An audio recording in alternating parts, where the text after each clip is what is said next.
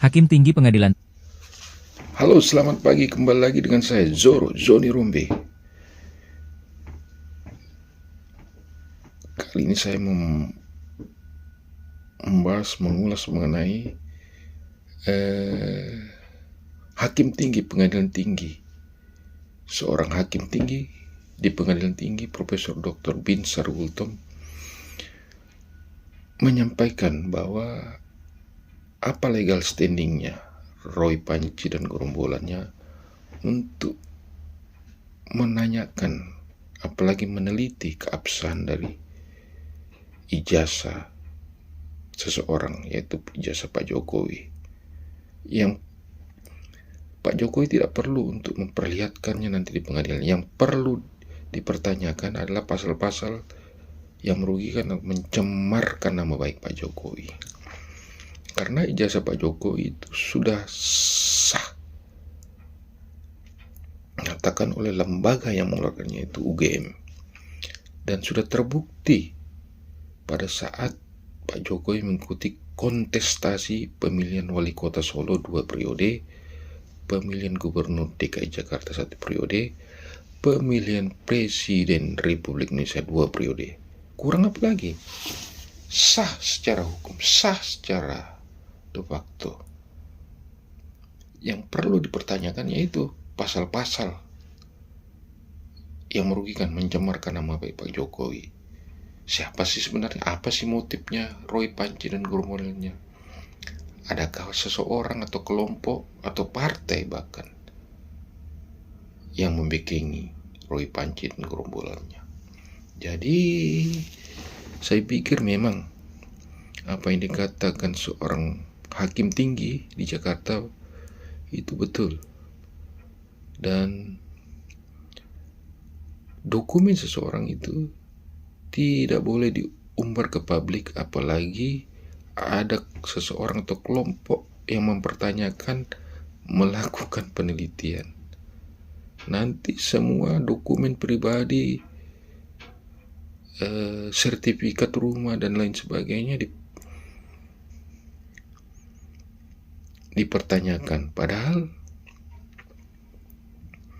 semua dokumen pribadi itu tidak boleh diumbar ke publik. Mari kita lihat. Tinggi Jakarta, Profesor Dr. Binsar Gultom, mempertanyakan kepentingan Rai Suryo dan kawan-kawan dalam menggugat ijazah mantan Presiden Joko Widodo atau Jokowi. Binsar mempertanyakan apa yang menjadi kekuatan hukum bagi Rai Suryo CS dalam menggugat ijazah Jokowi. Padahal, ijazah Jokowi sudah digunakan untuk mengikuti pemilihan umum atau pemilu sejak menjadi wali kota hingga presiden selama 2 periode. Terlebih, kata Binsar, ijazah tersebut tidak pernah berpindah tangan ataupun disalahgunakan. Bahkan, menurutnya, berkat ijazah itu, Jokowi bisa berkontribusi dalam hal pembangunan selama menjabat sebagai Presiden ke-7. Binsar pun menyinggung, apakah Rai Suryo CS sudah melakukan penelitian secara langsung terhadap ijazah Jokowi. Penelitian langsung yang dimaksud Binsar adalah memegang dan melihat ijazah Jokowi secara fisik.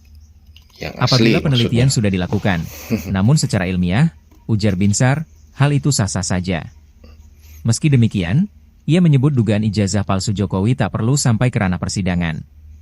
Lebih lanjut, Binsar Gultom mengatakan yang menjadi persoalan utama saat ini bukanlah dugaan ijazah palsu, melainkan laporan Jokowi atas pencemaran nama baik. Ia pun menilai Jokowi tak perlu menunjukkan ijazahnya untuk memenuhi keinginan para penggugat.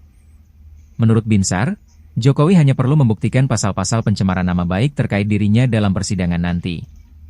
Diketahui, Polda Metro Jaya menetapkan 8 tersangka kasus ijazah palsu Jokowi buntut laporan pencemaran nama baik yang diajukan beberapa waktu lalu.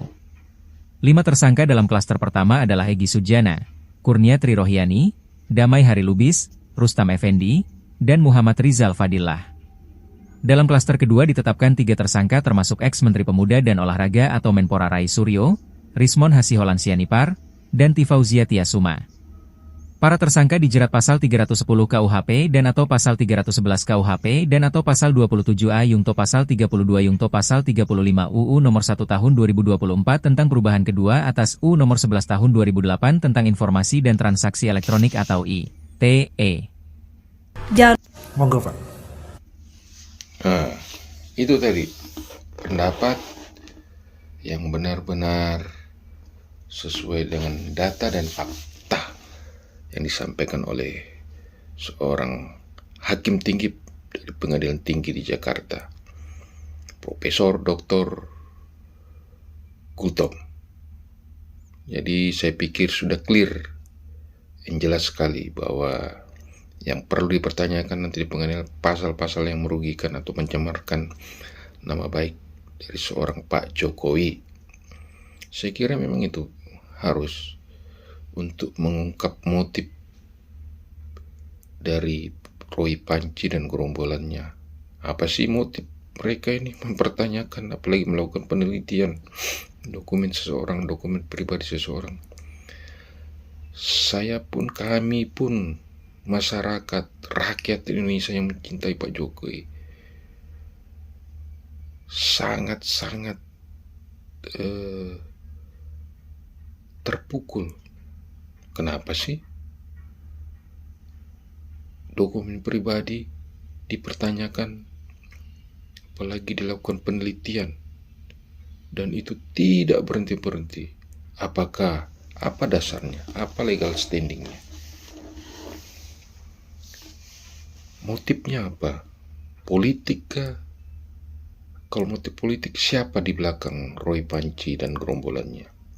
Jadi ini harus diungkap secara terang benderang supaya semuanya cepat selesai, clear, dan kami rakyat Indonesia tidak mau ada fitnah, hoax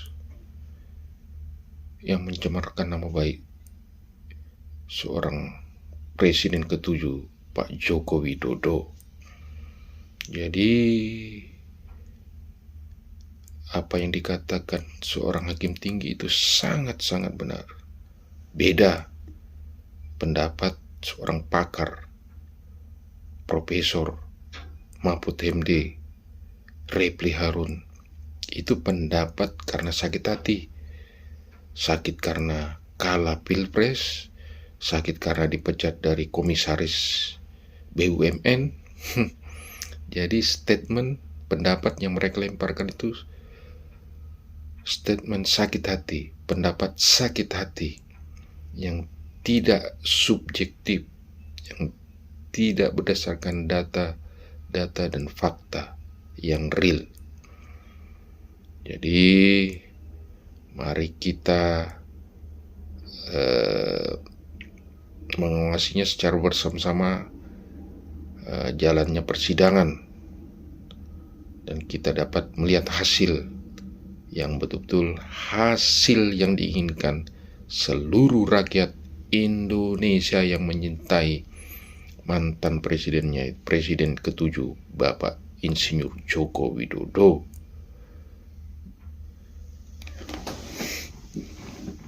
Jadi kita tahu siapa sebenarnya, apa motif mereka mempertanyakan, melakukan penelitian dari dokumen pribadi seorang mantan Presiden Republik Indonesia.